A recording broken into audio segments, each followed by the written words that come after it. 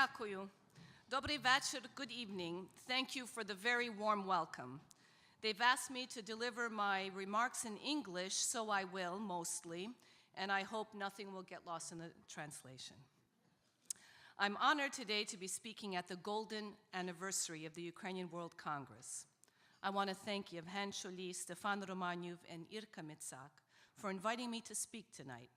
Christina Waller and MPP Yvonne Baker for arranging very productive meetings today with the Minister of Health of Ontario, Eric Hoskins, the telehealth and telemedicine teams, and representatives of Sick Kids Hospital, including Dr. Miroslava Romach, who is doing great work in Ukraine.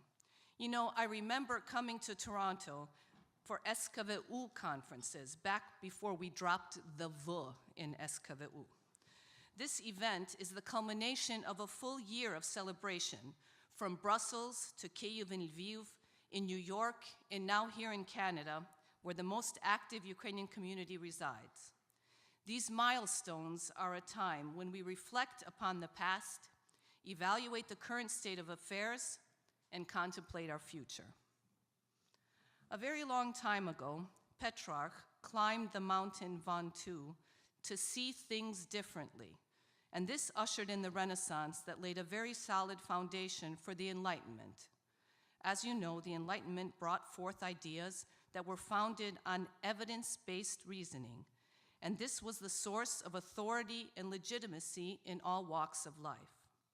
And this provided an opportunity for ideas like liberty, progress, tolerance, constitutional government, and the separation of church and state. The scientific method, that body of techniques used to investigate life, acquire new knowledge, and most importantly, the openness and willingness to correct past mistakes, to integrate what was previously known. Even in Ukraine at that time, an organization was founded in Lviv with the mandate of cultural development, consolidation of civil society, and to increase the national consciousness of the Ukrainian people. It founded libraries, published books, opened bookstores, theaters, and museums. Many of the state secretaries of the Ukrainian National Republic were members of that organization, called, very appropriately, Prosvita. As oxymoronic as it sounds, a new enlightenment is beginning in Ukraine, and it was started by Ukraine's silovi struktury, or security forces. The Russian invasion of Ukraine forced upon history, more directly on Ukraine in the form of foreign agents acting as political parties wrapped in the blue and yellow, the beginning of a new renaissance that laid the foundation for a new enlightenment. And this process, because of the will of the people of Ukraine, is being accelerated. And I believe that Kyiv will be the center of this new 21st century enlightenment, one that is being realized by the forces of light in the government and security services, and even more poignantly, this new enlightenment is being nurtured by Ukrainian civil society.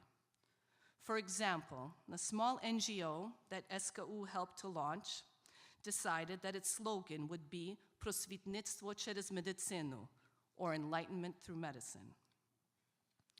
We all know the answer to the brutal crackdown of students when over 1 million Ukrainians took to the streets, not to settle a score, but to protect their future from being robbed from them. We all know the answer to the occupation of Crimea. Ukrainians took in thousands of displaced Crimeans into their homes, making the family, the simya, that safe haven it has always been in Ukrainian traditions. We also know the answer to the Russian invasion of the Donbass. Hundreds of thousands of volunteers raced to the front, almost with absolutely nothing, to stop the Russian advance. When the government institutions organized their response, those same volunteers stayed to help those who made the choice to give all they had and defend Ukraine. The international Ukrainian Hromada sent humanitarian aid to internally displaced persons and to soldiers on the front. Almost 2 million people have been internally displaced, and despite the fear-mongering by some in Western Europe who spread fakes that Ukrainians were going to be the next refugee wave in Europe, Well, that simply hasn't happened. And all of this is convincing evidence that Ukrainians want to build a new Ukraine, free and independent. Is Ukraine moving forward? Yes.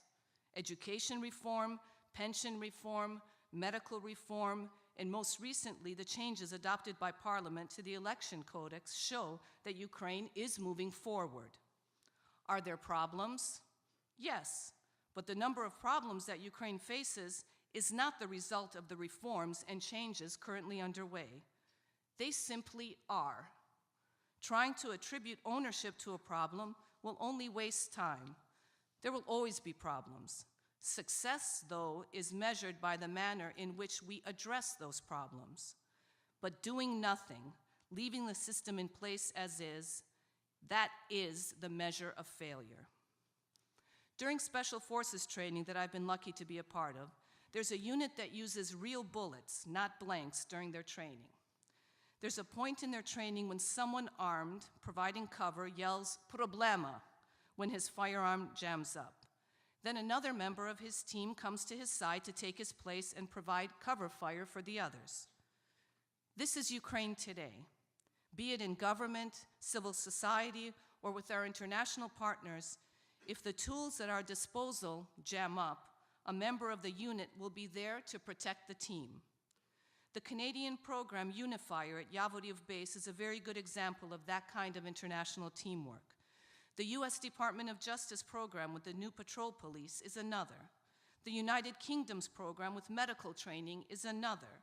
And the European Union's program helping to reform the ministries is yet another, as is the teamwork that we've seen with our international partners at the Ministry of Health, the World Health Organization, the World Bank, EDGE, USAID, the Swiss Development Corporation, GIZ, and many others providing aid in the healthcare reform process.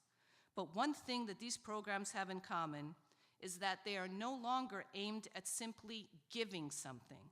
Rather, when you strip away the pomp and the circumstance, they are educational. And they include training. The same security services I referred to earlier now rely on evidence to advance their training programs beyond the old Soviet model. Their lives and the lives of their brothers in arms depend on how accurate, applicable, and useful the information and training is that they get. They never simply trust what is said. They always look for the evidence. Having mostly Soviet or post-Soviet experience, they never used to think of their lives as something of great value. That's why medical training was never a priority, and first aid skills were something only reserved for doctors. That's why bringing the concept of tactical medicine made the most elite units completely change their tactics and training procedures. And it changed their outlook on life and on Ukraine. They were no longer the object of the whims of a dictator, but became the subject for the defense of Ukraine. Today, Ukrainian servicemen and women are among the highest trusted institutions, only after the church and volunteers. Special Forces units were some of the first to receive training in life-saving techniques. One of those Special Forces soldiers was wounded, but he knew what to do, had an IFAC, and was evacuated by his brothers. He survived. And just a few months ago, he was here in Canada as part of the Invictus Games and won 4 gold medals for Team Ukraine.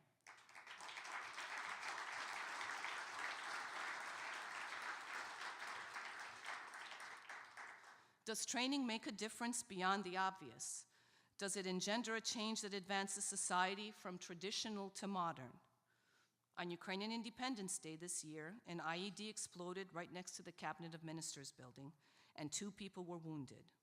The soldier, who didn't hesitate and provided the needed care, applied bandages, and passed the wounded on to the medics, sounds like a typical thing here in the Western world.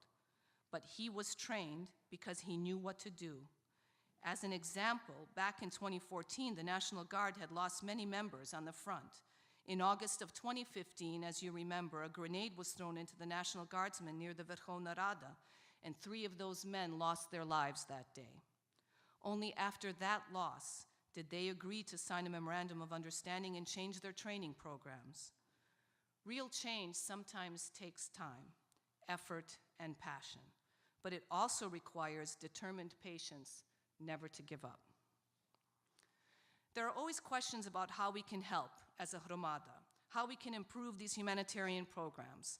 Up until very recently, most humanitarian aid coming to Ukraine has been in the form of stuff, containers of it, be it hospital equipment, tents, supplies, etc. This is very noble work. Even though Ukraine may be a rich country, there are still many people living in poverty that need our help. At the same time, we have to be careful that we don't breed dependencies. Someone once said that humanitarian aid can breed dependencies. Education starves dependencies and helps make people free. Humanitarian aid that focuses on things can eventually do just that. Remember, give someone a fish and you feed them for a day. Teach someone to fish and you feed them for a lifetime. Humanitarian programs that build lifelong relationships that empower people to share knowledge are those programs that will change the world for the better. For example, Tom Monastyrsky is currently heading up part of the police program between Canada and Ukraine, and they've established lifelong relationships with their fellow officers in Ukraine. The Canada-Ukraine Parliamentary Program has created a countrywide network of young professionals who are committed to improving government services and building a new Ukraine. And our ambassador, Vastruk, manages to keep all of this going forward. I'm convinced sometime in the future, the world will remember the enormous contribution of three names that have made toward building a new international framework for cooperation: Vastruk, Freeland, and Vinnik. Canada has, for good reason, a large amount of moral authority in the world, and that should be applauded and reproduced elsewhere.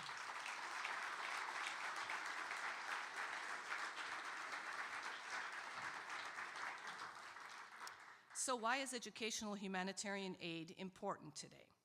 Relating to the medical system, let me give you three numbers that define medicine in Ukraine today: 104, 34, and 0.3. Ukraine has a system in place where students graduating from 11th grade take a standardized placement exam called a ZNO. The possible range of scores is from 100 to 200. 100 you get just for showing up, and 200 is a perfect score. For law school, the average score for students getting in is about 180. For engineering, it's about 170. Guess what the minimum requirement for medical school is? 104, the lowest of all professions. Now, for the entering class in 2018, the new Ministry of Health has raised the minimum score required to 150. We'll be getting better students to enter medical school. The second number, 34. This year, the Ministry of Health added 30 questions from the US medical licensing exam to the Step 3 or Krok 3 exam that medical students take after their internship. A passing grade is 70%. The average score in all of Ukraine was 34% on those questions. Only 3% of those who took the exam got 70% or better on those questions. The Ministry of Health is moving towards using standardized exams from the US MLE for all three exams in Ukraine, so that we can elevate the level of Ukrainian physicians. The last number, 0.3. As you know, the English language is the language of medicine. 98% of all peer-reviewed medical journals are written in English. Most medical conferences throughout the world are in English. A survey was recently done in Ukraine, and only 0.3% of all doctors in polyclinics understand or speak English. That's a real problem if you're trying to keep up with the most current medical care. English will now be required for all graduating physicians. These recent events have shown that challenges are not as insurmountable as one might assume. When you take the time to sit down and explain the reform process using rational examples and real-world experience like that which is in Canada, in the UK, and elsewhere, it's possible to convince people about the merits of change rather than using old-school quid pro quo tactics. The medical system of any country reflects the history, politics, and culture of the people, as well as the result of science and education. To blindly copy one system and stick it into another is impossible. But one can always and should always learn from one another. The change of the healthcare system in Ukraine is a transformational movement which starts with every patient, every physician, every administrator, and most important, from families, from the семьи. I'd like you to also consider other work that's being done in Ukraine that has helped to create a change in the system. The project Stop Fake from the Mohila School of Journalism is a small team of dedicated students and faculty, and they show how they can make a difference in dispelling Kremlin disinformation. And this is very important work that needs to be supported. Even here in Toronto, someone started to share a fake story about me, and that questioned my credentials and capacity regarding the programs that we've started to change the healthcare system in Ukraine. The root of this problem is the lack of a new form of literacy, specifically called media literacy. This is something that Yevhen Fedchenko, director of the Kyiv-Mohila School of Journalism, is addressing in countless workshops and masterclasses throughout Ukraine, and through the Stop Fake project, whose aim is to debunk Kremlin myths and propaganda. You know, there are two universities in Ukraine that are leading the way forward: the Ukrainian Catholic University and the University of Kyiv-Mohila Academy. Both of these universities need your support. The challenge is to build multi-million-dollar endowments that will help Ukrainian students realize their full potential and continue to build upon innovations inspired at these two universities. An endowment like this will break certain barriers that these two universities face and be that insurance that the changes currently underway in Ukraine will become irreversible. And their work will inspire other universities to improve upon their systems to attract new students. The marketplace of ideas requires the support of the diaspora, because the future of Ukraine is in the hands of the students. They will realize and continue this new enlightenment. But they are like the mustard seed. The mustard seed is one of the smallest seeds, 1 or 2 millimeters in diameter. The definition of fragile. We've all felt that way sometime in our lives. But the mustard seed, despite its fragility, has the potential to upset your expectations. Under the right conditions, a mustard seed can grow into a mustard tree, as high as 25 feet tall. Skill and talent need cultivation. That cultivation is education. Education is the cultivation of a new generation of Ukrainians that will build a better future for future generations. I look around here today and I see many new friends, many old friends, those new people that I've met. We're here today celebrating the Ukrainian World Congress's 50th anniversary. The strongest contributions that the Ukrainian World Congress has made are the enlightenment programs, rearing generations of Ukrainians in the diaspora through education to defend, protect, and develop their individual and dear Ukrainian self, their Ukrainian identity, their Ukrainian ya. Make no mistake, that Ukrainian identity has been under assault for centuries, but through concerted efforts by ourselves, our families, and our social institutions, we preserved that Ukrainian identity. And I am convinced that the Ukrainian World Congress has the wherewithal, the talent, the strength, and the know-how to continue the work of the Enlightenment for 50 more years, side by side with Ukraine. Thank you for listening to me tonight. Slava Ukraini!